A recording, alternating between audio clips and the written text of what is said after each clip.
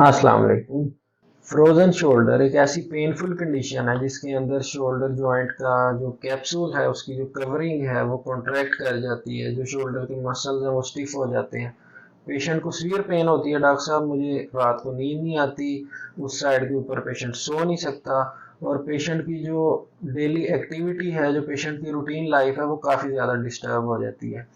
Patient आके initially complain करता है कि उसको पॉकेट के अंदर हाथ डालने में डिफ़िकल्टी है, हाथ पीछे लेके जाने के अंदर प्रॉब्लम है, और लेटर ऑन जैसे जैसे मसला जो है वो बढ़ता है, पेशेंट का ओवरहेड एक्टिविटीज जैसे कंघी करना या कोई छत के ऊपर कोई काम करना, उसके अंदर पेशेंट को प्रॉब्लम आना शुरू हो जाती है।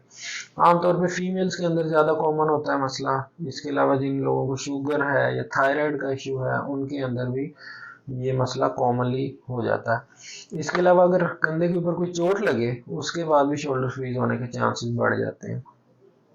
इसकी ट्रीटमेंट के अंदर हमें पेशेंट की पेन को रिलीव करना होता है और जो शोल्डर की नॉर्मल रेंज ऑफ मोशन है उसको रिस्टोर करना होता है, जिसके लिए हम फिजिकल थेरेपी एडवाइस करते हैं, पेन किलर्स मेडिकेशन देते हैं।